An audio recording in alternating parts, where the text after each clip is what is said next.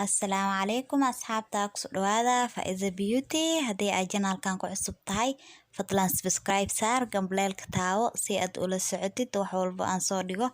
Walaalahayga qaaliga ah oo hore iila joogay aad u mahadsantihiin sida ay la socoteen mar walba waan arkaa kommentidiina quruxda badan aad u mahadsantihiin. Walaalahayga cusub oo hadda nagu soo biiray ninkana soo dhawaada idin leeyahay gacan furan ku soo dhawaada. haddii aad videogan daawatid ha ka hilmaamin like inaad saartid share-na aad dhaadid asxaabtaada aad la wadaagtid wixii ra'yigaagana oo commentiga aad noogu reebtid waa inoo muhiim walaalahayga qaaliga ah. maanta waxaan rabaa inaan la wadaago muufo aad u macaan aadna u fudud aan wax gaas ah kugu kicineynin.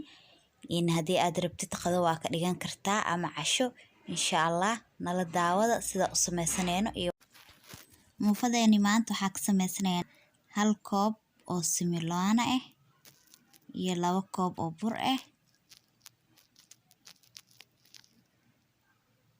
koobkii labaad hadana ku darsaneynaa walaalahayga qaaliga ah. waxaa ku soo darsaneynaa 2 qaado oo sokor ah. waxaa kaloo ku soo darsaneynaa leebito 1 qaado ayadana ah. waxaana kaloo ku soo darsaneynaa 1 xabo oo ukun ah.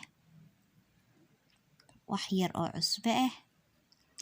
maanta waxaa ku qasaneynaa caano walaalahayga qaaliga ah. muufadeena waxaa ku isticmaaleynaa 2 koob oo caano ah aan isticmaali doonaa insha Allah.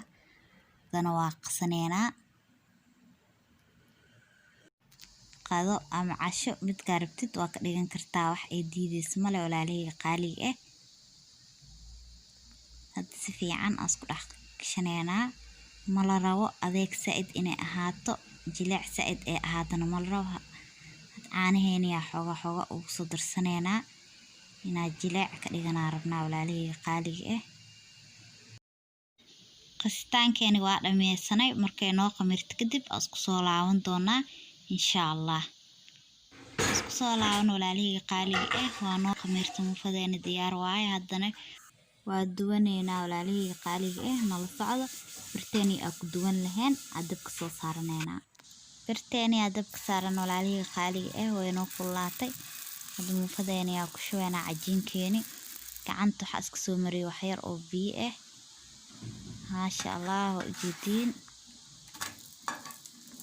dhinaca kaleeta u gudisana waa noo guduudatay. waxaa kor ka marineynaa wax yar oo saliid ah kadibna waa dhaqdhaqaajineynaa walaalahayga qaaliga ah.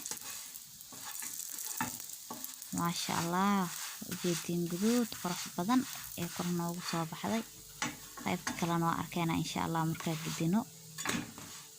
markaasaa maasha Allah kaal iska arag ee ku soo baxday.